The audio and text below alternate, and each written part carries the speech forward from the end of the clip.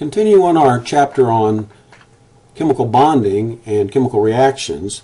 We're now going to have a lesson on polymers, which are an important type of molecules formed by covalent bonding between atoms. To give a quick recap again, we've talked about three different types of bonding: ionic bonding, metallic bonding, and covalent bonding. Ionic bonding occurring when you have a complete transfer of an electron from a species on the left of the periodic table to one on the right of the periodic table, forming a cation and an anion, and then you have the attraction between the opposite charges, what we call electrostatic attraction or coulombic attraction. Metallic bonding refers to the hopping or migration or swimming of electrons between the positively charged nuclei of metals in a solid lattice of a metal. Covalent bonding is a type of bonding in which a pair of electrons is shared between two atoms, a sharing of electrons to form a bond. In our last lesson, we talked about how carbon is the MVP of covalent chemistry, and in fact there's an entire field called organic chemistry, which arises due to the ability of carbon to form bonds with so many other atoms, including nitrogen and hydrogen and oxygen and others, leading to a plethora of molecules, many of which we find in our own bodies, biomolecules, DNA and proteins. But there are also a number of other molecules that have useful properties, and we're going to talk about some of these in this chapter, that is polymers. When we talk about polymers, there are two large categories that we'll talk about. One category is that of homopolymers and the other is heteropolymers. Now basically a polymer is a long molecule made by stringing together a number of smaller units called monomers. The monomers are strung together like beads on a chain to form a polymer, and you can either have the same bead, the same monomer, leading to something as shown at the top, AAAAA, where A is the monomeric species, linked together to form a polymer, or you can have alternating types of beads or alternating letters in this representation, AB, AB, AB, AB. These are two general types of polymers. Among the natural polymers, proteins, nucleic acids such as DNA, cellulose, natural rubber, and synthetic polymers include a large category which we call plastics, plus others that are not exactly plastics but are similar polymers such as polyesters. This slide shows three very important types of polymers. The first one at the top is polyethylene. It is a homopolymer, a long strand of repeating carbon bonded to carbon bonded to carbon bonded to carbon. It's a fairly boring structure in that sense. We find polyethylene in trash bags. You come into contact with polyethylene, or you use polyethylene probably every day. Now in this reaction, it shows that many ethenes, that is the monomer, can polymerize or react to be strung together to form polyethylene. In this particular drawing, it's the name that is given is polythene, and that's because that's what they call polyethylene in Europe, but it's what we call polyethylene. It's a long, flexible molecule that we use to form things like plastic bags, including trash can liner bags. The second type of homopolymer, the one in the middle, is polystyrene, and you've probably heard of polystyrene. You no doubt use polystyrene all the time in coffee cups, but also packaging peanuts, eggshell cartons. All of these are polystyrene. And this shows that polystyrene is made by starting with styrene, the molecule on the left. Many of these styrene molecules react together in what is called a polymerization reaction to sort of hold hands, being strung together, forming this molecule. The difference between polystyrene and polyethylene is that polystyrene has this benzene kind of thing attached as what we call a side chain.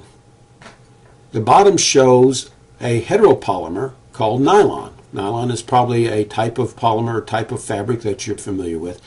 It is formed by linking together two different molecules, two different monomers. One is adipic acid, that's the molecule on the left, with 1,6-hexane diamine, the molecule on the right, to form this repeating AB, AB, AB, AB structure, which is called nylon 66. Now, nylon 66 is one of the first, if not the first, of this type of polymer made, and it has an interesting history. It was developed by the DuPont Chemical Company in 1939, and it was marketed as nylon stockings, a substitute for silk stockings because silk was so expensive. But then in World War II, the DuPont Chemical Company had to redirect its production of nylon towards producing nylon for ropes and parachutes and things of this sort to support the military. This slide shows a number of different types of plastics. And first, let's look at the upper left-hand corner to further characterize different kinds of polymers or different types of plastics. The plastics can be linear polymers, that is like polyethylene, just a long string of a molecule, or you can have branched polymers. Now, a branched polymer is just like the branches on a tree limb. You can have a main string of a polymer and then other things branching off of it. That is what is called a branched polymer. You can also have cross-linked polymers in which you have, let's say, two strands and then have them linked together like the rungs of a ladder. So you can have branched and cross-linked polymers. And as you can imagine, cross-linking changes the properties. It makes the polymer more rigid because the strands can't slide past each other. Plastics can also be thermosetting or thermoplastic. Thermoplastic means that when you increase the temperature, when you heat it up, you will melt the plastic, which is probably the more common experience you have with plastics. But thermosetting plastics are those in which when you increase temperature, when you heat them up, they actually rigidify into a particular shape. So thermosetting plastics and thermoplastic plastics. Also, plastics can be characterized by their degree of biodegradability or photodegradability, or actually the lack thereof, because in many cases these are very stable molecules, and that is part of the problem, that they're not easily degraded in nature. Then I give a list of some examples of polymers, starting with natural rubber. Now, natural rubber comes from the latex of the rubber tree, and it's been used for centuries. But natural rubber has some unattractive properties. First of all, at higher temperature it becomes very tacky, very sticky. But at lower temperature it sort of gets rigid and brittle, and it also easily oxidizes where it gets crumbly. So natural rubber, though useful, has some problems. Then along comes one of those fortunate accidents by someone named Charles Goodyear, and you've probably heard of Goodyear with respect to tires. Charles Goodyear accidentally discovered what is called the vulcanization process for rubber. That is, he had natural rubber and he left it on a tabletop along with some sulfur. Left it overnight, the stove was warm, and the two melted together. And when they melted together, this caused a cross-linking, that is, the sulfur cross-links the strands on rubber, thus creating what is called vulcanized rubber, which has much better physical properties than does natural rubber. That is, vulcanized rubber does not become as tacky at warm temperature, and it does not become as brittle at low temperature. So it became much more useful for making things like tires. Another polymer which was discovered fairly early, it was in the 19th century, was bakelite, which is a very hard polymer. We still use it for insulation and for plastic knobs on things. It's a very hard plastic. Then in World War II, there was an important development of synthetic rubber. Now, what we mean by synthetic rubber is that scientists in laboratories were able to synthesize or prepare something that had the same properties as natural rubber by actually starting with the same monomeric units as are used for natural rubber, something called isoprene. And so scientists developed the ability to produce natural rubber and also mix it with certain other ingredients to actually further improve its properties, to make it less tacky at high temperature and less rigid and brittle at low temperatures. And this was important for World War II because part of the dynamic that took place in World War II was the control of the supply of natural rubber. So when the Western countries developed the ability to produce natural rubber, it gave them an advantage because of all of the vehicles used in the military that needed tires.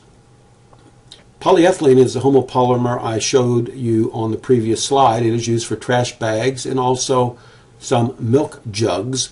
There are actually two categories of polyethylene that we use a lot. One is called low-density polyethylene. That is the more thin form that we have in trash bags. And high-density polyethylene is what you find in milk jugs. Polypropylene is another homopolymer that is used in producing a number of slightly more rigid containers and the caps on bottles. Polystyrene, as we mentioned, is the typical styrofoam coffee cup, packaging peanuts, or the egg carton material. Polyvinyl chloride, PVC, is a polymer you may have heard about. It is used in forming pipes. It's not used for food or purposes or for containers that we store food or liquids, but we use it for pipes in the construction industry. Polyethylene terephthalate, PET, polyethylene terephthalates. So you have to be able to say these things if you're a chemist. Polyethylene terephthalate. PET, or what is sometimes called PETE, is the type of polymer that we use for most soda bottles or water bottles. Nylon, we've talked about, stockings and parachutes. It's a heteropolymer. Polyurethane is a polymer used in foam cushions. Polytetrafluoroethylene, PTFE, is what is known as Teflon. Teflon is a lubricant, and it is a non-stick coating that we apply to a lot of utensils, including frying pans. There's an interesting story behind the discovery of Teflon. There was a scientist named Roy Plunkett who was trying to study refrigerant gases such as Freon. So he had a gas tank, one of these big metal tanks, tetrafluoroethylene, and he was trying to release some of the gas from the valve one day, and he noticed he would open the valve and no gas would come out. Now, he had not recalled using the gas in the tank, so he weighed the tank and he found that the tank weighed the amount he expected it to weigh. That is, that there was still some material in the tank of gas. And so, being frustrated, at some point he got out a hacksaw and began sawing through the metal tank. And what he found inside the tank was this white, slick, hard substance, which we now know as Teflon. Now, over the years, they began using Teflon as both a lubricant, but also to coat the tips of various utensils. And then someone got the idea of coating a frying pan with Teflon so that your eggs wouldn't stick in the morning when you're frying your egg. Okay, and the Happy Pan was introduced to the United States in 1961. Now, in the middle right of this slide, I show a number of triangles with numbers inside, and you may be familiar with this. You may have seen this quite often. This is a numbering scheme or a code developed by the Plastic Bottle Institutes of America. And I know that you'll all sleep much better knowing that there's a Plastic Bottle Institute of America. The code that they developed was to aid in the recycling of various plastics. If you see a 1 stamped on the bottle, it's polyethylene terephthalate. That is usually a soda bottle. In fact, soda bottles are almost universally PET, and so they are often not stamped with a number. A milk jug will almost always be made of high-density polyethylene and have a 2 stamped on the bottom. 3 would be for anything made of polyvinyl chloride. 4 is low-density polyethylene, such as your trash bags. 5, if there's a 5, it's polypropylene. Polypropylene being usually a slightly harder plastic. 6 would be polystyrene, and 7 would be other. So that this code helps in the recycling process. The plastics can be recycled, but the process is different for different plastics. Now, among these, polystyrene is one of the more difficult ones. Polystyrene itself is very non-biodegradable, but the complication of polystyrene is that in its expanded form, it is so light that it is actually very difficult to process. The various polymers, the various plastics, can in general be recycled, although some are more problematic than others. In the United States, we recycle and reuse about 10% of the plastics. Now, actually, for PET, for the soda bottles, the recycling rate is about 30%. So we do better with soda bottles. Considering all the plastics, the number is about 10% of the plastics produced are actually recycled in some way. They are usually recycled for alternate uses. Recycled polyethylene terephthalate is commonly used in the fibers of carpets or in fleece jackets.